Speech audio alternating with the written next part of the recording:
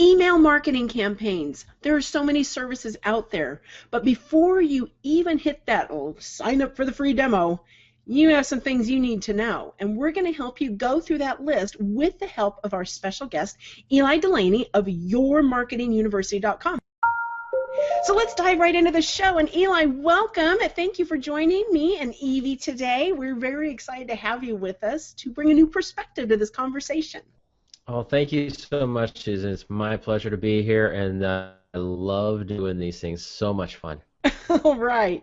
So Evie and I set up a lot of email marketing campaigns for people. We do, the design work, we do the programming, we help people, put the forms on their sites. But what we're talking about today goes back to the pre-planning, way before we ever have anything to design, any form to insert. These are the questions that people need to know before they even decide on the system they want to use. I mean, some of the more popular that you and the three of us aren't huge fans of are MailChimp, Constant Contact, or just sending out blind copy emails to everybody on your list, which is a really icky thing to do. That's not an email marketing campaign. That's spam. But I'm already happy if they BCC and not just CC. Oh, yes. So we won't even. We're assuming none of you guys do that horrible thing. No BCC, no copying everybody, letting them all see the list. We're a little more evolved than that, right, folks? We have businesses now, and we want to build a good reputation, and we don't want to miss an opportunity to reach our audience the best way.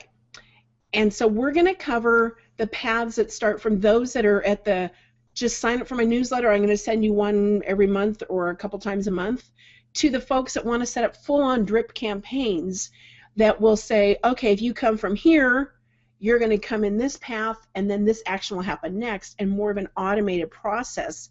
But it all takes very careful planning, and that's why we brought Eli, because he has an amazing drip campaign system that he has set up. But Eli, it took some time, didn't it? Oh, definitely. And the interesting thing is that it's one of those evolving things. I mean, I've been doing this for this company we've had for like right around 7 years or so, and so we've been customers of Infusionsoft for that long, which is the service that we actually use ourselves. But I have a lot of clients that I work with on that are using everything across the board, and I find that most of the time people come in and they're like, okay, I need to get an email system, and so they just sign up for something, whatever their buddy told them to sign up for, and then it sits there and does nothing for like 6 months, and maybe they send a blast, but that's the best thing that they do with it. And what ends up happening, especially if you take on like Infusionsoft as an example, that's the one that I prefer to use, but it's not cheap. It's very expensive. Now, it's even cheaper now than it used to be, but when I first signed up, I paid $5,000 plus the monthly fee to get signed up. Yeah, okay? Okay. Now, on top of that, I didn't use it for 6 months because I didn't know what I was doing. I didn't plan it out. Yeah. So okay. I know about that much of Infusionsoft, and I know this is just like Susan and I using Photoshop. You have that much possibilities you can do with Infusionsoft, and even somebody that knows about that much. Right. And for me, I'm going to pull my own covers. I jumping ship from Constant Contact. I don't have a huge Same list. here. I haven't wanted a huge list, and Infusionsoft for me is too much of a system. I don't need that. I've done my due diligence, and so I'm using GetResponse. I've signed up with it, but I haven't brought my list in. I haven't set up any of my autoresponders. I have not gone through my own list because, the shoemaker's children have no shoes. That's how it goes. Yeah. Well, and that's where so many people run into that situation, and you're not alone. And I mean, and the funny thing is, I talk about the fact that I paid so much for Infusionsoft when I first started, and it still took me 6 months.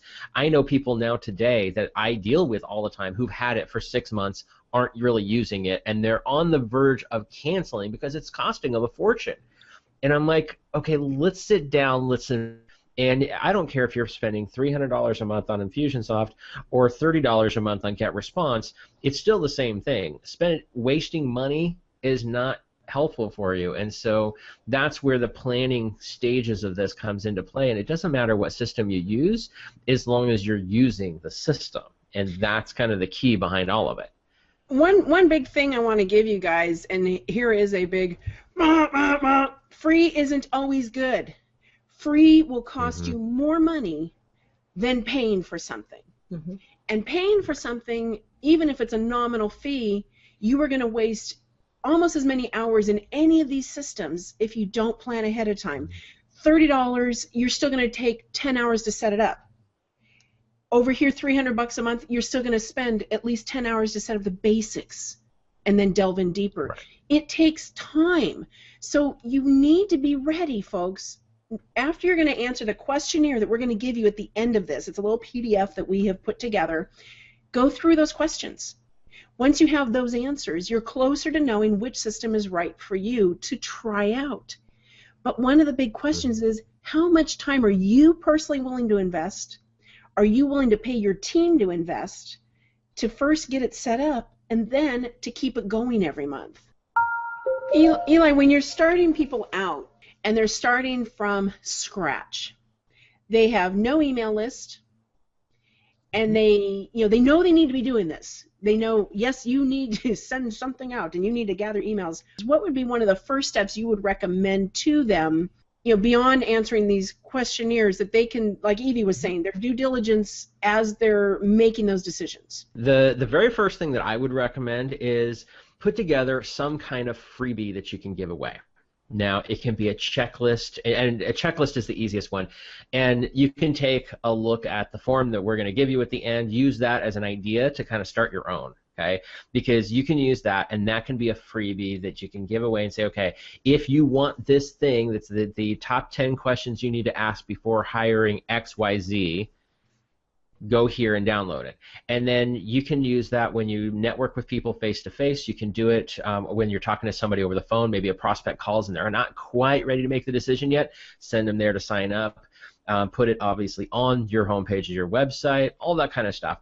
But come up with that one thing, and it can literally be a one-page checklist that you give away for free in exchange for an email address. Do that, and then write 3 emails that are follow-ups when somebody goes to download it, or somebody gets that are say, hey, have you gone through the list yet? Have you had a chance to go through it? Did you see this, question number 5 or whatever, something to help them make sure they actually use it. And just write 3 simple emails, literally no more than 10 lines. Okay, super simple, fast, something that should take you 2 minutes to write up. Write 3 emails, create a PDF of that checklist. That's your first step, because no matter what else you do, no matter what system you choose, no matter what you're going to do in the long run, or whether you're going to do a newsletter or just blast out when you have something special or whatever it is, you start with that, and now you have some reason for people to give you their email address, because the worst thing in the world is somebody who signs up for any email system. I'll just use Aweber as an example because that's a popular one. They sign up for Aweber, they put a form on their website that says, join my newsletter, and then they get depressed because nobody ever signs up. Well, nobody wants another newsletter. Nobody wants another newsletter. I get 200 of those a day, and they're the ones I signed up for. And I don't read them. Unsubscribe.com. Unsubscribe.com, my lifesaver. Oh man! Well, here's the kicker with that, though, is that it's those are ones that I actually want. I just don't have time to read them. But I actually volunteered my information saying I wanted that stuff, but I don't read them. And we know that's the world we live in. We're surrounded by that. So nobody's going to go to your website and go, oh, I need another newsletter today. It's not going to happen. No, so and by now putting this one checklist together, now you have something to start with. Well, what I really appreciate is the fact that you said write 3 emails. Not create, not build graphics, not get it all ready. Just write in 10 lines. I think a lot of what stops folks is they think that it's quite daunting to have to come up with, they're thinking already down the road of the monthly newsletter they're going to have to produce, and they don't even start with the most simple steps of making somebody happy that took the time and the trust to give their information. So I love what you just said. I think, what a simple plan, and give an offer. Don't just, I'm guilty. Mine says subscribe, and I have my subscribers, and that's fine. But now I'm going to, okay, I'm being called to task. I have to come up with some kind of free little checklist for all you guys. But that's you have one right with the show. We can implement that perfectly on Geek Speak Guides. But what the other part of that is, folks, is yes, we want people to subscribe to our newsletters and get on our lists and things. But sometimes there's other calls to action that you're going to want. And you're going to want them, like for Evie and I, for our Geek Speak Guides, we want people to subscribe to our YouTube channel and iTunes and Stitcher. That for us is our call to action more than anything else, more than a newsletter. For that site, we want you to do that and go on and review our stuff. So something like that. What would you recommend as what's our enticer to get them to do that, or what would be a great thank you for that, other than our great content? I would say maybe here's something that actually works really well, and I haven't implemented it myself, but I've seen a lot of other people do it. Is they'll do like these guides that you're doing. So what they'll end up doing is actually doing the checklist. The only way you get the checklist is if you sign up. And so when you do them, when it goes live, you send out an email and say, okay, hey guys, here's the link for the latest show, and here's your study guide to go along with it. And so your freebie would be, hey, by the way, if you want the study guide that goes along with this, then you need to go here in order to sign up for it. So on the show, like what we're doing right now, you could literally say, all right, so we have this great PDF study guide that's going to go along with this, that's going to help you with this. If you want that, you need to go here and sign up for it, and we'll email that to you right away. And then that's how you get that next step. But it is a matter of giving them something that's worth the value, because people do value their email addresses. We get so many emails that we get frustrated. We don't want all this junk, and so that is now becoming a valued currency almost. And you said something really important that I want to touch on, is the fact that so many people get stressed out about creating their monthly newsletter. Don't create a newsletter. Nobody wants a newsletter. I already explained that. Send an email. When you find something cool, don't you send it to somebody and say, hey, by the way, here's a great book that I just read. I highly recommend, check it out. I mean, we do that all the time. One topic. Right? One topic, yeah, really simple. Now, like you and I had a conversation the other day, and you were asking me what microphone I have here that I use. And so what did I do? I went to Amazon, I grabbed the link, and I sent it over to you and said, this is the microphone I use, this is why I love it so much, here's the link. And that was pretty much the majority of the email. We had a couple of things talking about doing the show and everything, but that was really the primary piece. Now, in a normal conversation with somebody, let's say somebody gets on your list, and instead of doing this big, long newsletter, which I know people who literally spend 3 to 5 days a month writing a newsletter, coming up with all the articles and having all these pretty pictures and the pretty banner across the top, all this junk that nobody wants, nobody cares about. So what if you just stopped and you spent literally 3 minutes writing an email saying, hey, by the way, I just read this great book. Gene Simmons created a book called Me Inc., and I just finished reading it. It's such an amazing book. It's like the epitome of capitalism and how to grow a business in America, and he's definitely not politically correct, but it's really, really good. He's very no BS kind of guy, so I would recommend you read it. If you want to be a successful entrepreneur, read it and take it to heart, because it's so amazing. I know it's going to change my life based on what I just read. Here's a link, okay? That's my newsletter. I love it. And that's exactly, for example, why I'm still on Renee Christine's email list. It's not a regular monthly newsletter. It's like, hey, by the way, I got this for you, and a friend over here had this, and it's short, to the point. She barely has images in there. It's just, I have time to look at her newsletters. Right. Well, and that's because it's not a newsletter. It's just an email. It's a tip. It's a tip, and that's it. It's a tip from somebody. If people are signing up for your newsletter, folks, they already like you. They trust you enough that if you say something is cool, they're going to consider the source, and they're going to follow up. But don't give them too many things to do. Yeah, well, I'm a big advocate for Dan Kennedy stuff. Dan Kennedy's been around in the marketing world for years. And one of the things that I learned very early on from him was that there is a reason why most theaters only have 3 exits. Because if there were 4 exits and there was a fire, everybody would burn to death because they couldn't make a decision of which door to take. And so that's where, I mean, you just got to go with that mindset. And I know it's kind of derogatory thinking about the human race, and unfortunately some of it is true, but you think about the fact if you just give people one action, one simple thing to do. We live in a microwave ADD society. I mean, my ADD kicks in like every 30 seconds. And you notice that I'm standing, I'm not sitting, because I can't sit for that long. You know, for us to do a half-an-hour conversation and me sit is like torture for me. And so that's why I stand, and then I bounce around a lot. That's the world we live in. We have so much.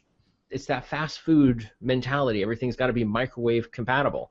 And so with that, you go through and it's like, hey, by the way, here's a great book. Hey, by the way, here's a cool tip. I mean, I had a tip that I sent out that was. It's about LinkedIn. It's like when you connect with somebody on LinkedIn, when you go to connect, it has the goofy little I want to add you to my professional network message that goes out. That drives me nuts because I get 20 of those a day. That means that somebody clicked the button and didn't stop to take a personalized message, meaning that they didn't really care if they wanted to connect with me or not. They just wanted to collect another body. And so, to me, that's impersonal, and I want to be personal about everything that I do. I want to personalize it. When I send you a connection, I want you to think that it was me wanting to connect with you. That's that personal one-on-one touch. And so the tip was basically, when you see that little box on LinkedIn that says, I want to add you to my professional network, signed Eli, you change that message. And right. It could be one same message that you copy and paste out of a text file, but it's not that message that everybody gets 20 of a day. It's your own customized message. And so that was my tip. Let me defend those folks, though. Because when you do it from the app on your phone, you don't get the same options. I know. And that's why I think that's the problem. The app is awful. I don't like it. But it is. It's a horrible app, but if that's where you have your time to be on it. But I'm with you. I mean, even the one I sent to you, you and I conversed. I just said, one more place to connect. But at least you knew. I open it up. Right. Change the message. Right. And sometimes I'll even put a knock-knock joke in there for people. I mean, those are fine, okay? But here's the point of the whole thing was that the fact that I took that tip that I just shared with you and I put that into an email and I sent it out. And here's the thing, that was an automated system. It was actually a part of my drip system. So I send this email out. It's in my drip system because it's just a simple thing, and that's never going to change. I wrote that a year and a half ago. It's just as valid today as it was then. It's actually in my drip system. So somebody signs up for my list, and a year and a half later, all of a sudden, I got a reply back from somebody just 2 days ago saying, "That is such an awesome tip. Thank you so much for sharing that with me." And that is another thing that I know Evie and I we work regularly on evergreen tips. I don't care if you put them in a spreadsheet and just have them handy, and just keep track of them and categorize them if you want to put them in. But those one-liner, 2-sentence tips are huge. Yes. Yeah. So we three know what a drip system is, but do our viewers know what a drip system is? Okay, so essentially drip system or autoresponder, and essentially what it is let's say somebody signs up for your free checklist that I told you need to create.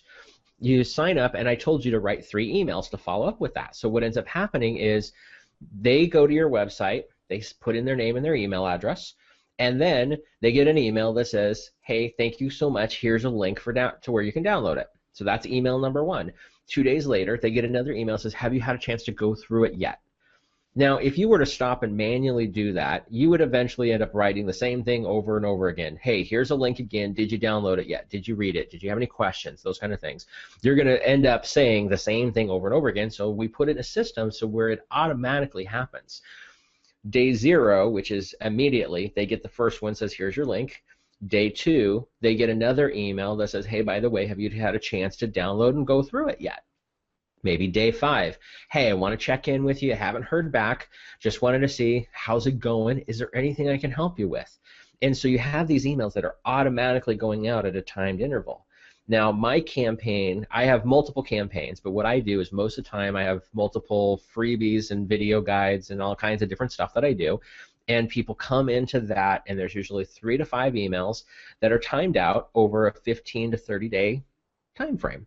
And so that just happens automatically. And then at the end, they go into what I call my general nurture campaign. And that campaign is designed as a drip campaign where every 5 to 8 days, an email goes out sharing something, sharing a tip, sharing a book, sharing a resource, sharing a plugin for WordPress. I got a ton of them. I got all kinds of different things that I do. And then that just keeps going. And what I do is I actually go every month, I write, preferably, sometimes more, sometimes less, depends on how busy I am, but my goal is to write 6 weeks worth of those every month. So I'm always adding 2 weeks more than what I need to keep it growing. Right now, if you go to my website and you sign up for my free, I think it's the Marketing Report Roadmap Guide, which is what's on there right now. If you sign up for that, if I did nothing, I would be staying in touch and communicating with you for the next year and a half. As of right now, if I did nothing. Okay, so we've talked 2 extremes, folks. Yes. We've talked create or write 3 short tip emails to go with your sign up to get my free download. So you make a handout or some kind of gift and 3 small emails that will go with it on that same topic to follow up to the fact that they took that action. And now we've gone to the other end of the spectrum where through these great tips, for those of you that have written blog posts, guarantee you that you have nuggets, 2 or 3 nuggets in every one of those posts that are worthy of adding to this tip list that can become part of your drip system. I'm guessing, folks, if most of you are here watching this and you have started writing content for your site on a regular basis, you got to have both. If you're just sending out emails, somebody has to be writing this content. So you probably have the content. I'm going to assume that you do. Go back. Look at some of the highlights, especially the ones that we call evergreen, the ones that aren't going out of style, that their sales and marketing tips going back to Zig Ziglar's early days that are still valid. Oh, yeah. And so pulling out those things that are still, man, that's still good. I mean, I watch some of my old shows of the EV or some of our earlier ones, and I smile. I'm watching, I'm going, wow, and wow, that was good. I've got some of those too. But when you see those, then you know you have a good thing that is still valid to people. Make a list of those with a link to whatever that post was, or that show on YouTube, or that podcast, because that's what the next call to action will be. Do you want to see the whole episode? Here it is. That's why I love Susan's nuggets. I'm like, Susan is helping a lot of people with the little nuggets and the little images. I love it because, especially Susan and I, we have our weekly show, and there are always a couple nuggets in there. These little tiny gold pieces that you find. Yeah. They are perfect as tips. And then you can say, you know what, if you want to know more about that, there's the show. That's simple. Well, and that's the great thing, too, is that when we're talking about these emails, again, don't look at this big, daunting newsletter. Just stop and go, hey, by the way, I wrote this article on XYZ, and here's a couple of really important things on it. Go check it out and let me know what you think. That's the entire email. But look what you just did, too. You opened up a conversation. It wasn't just sending it. It was asking for feedback, which people love to give. Yeah. And it wasn't, was it helpful, yes or no? It wasn't a closed-ended question. It's an open-ended invitation to whatever they want to bring on, whatever feedback, because if anybody takes the time for that, that is wildly valuable. Not only what they say, but that person has suddenly become your advocate because they have taken the time to give you that type of response, and then you owe them something big. Then they go into a whole different group, don't they, Eli? Yeah, but see, here's the key is, and you caught that, which is really good because most people don't. They just think it's brilliant, and I'm like, it is brilliant. But here's the key with that is that you created an engagement. It wasn't just a matter of, here's something cool, go check it out. It was, hey, by the way, this is what it is. I would love to hear your thoughts on it.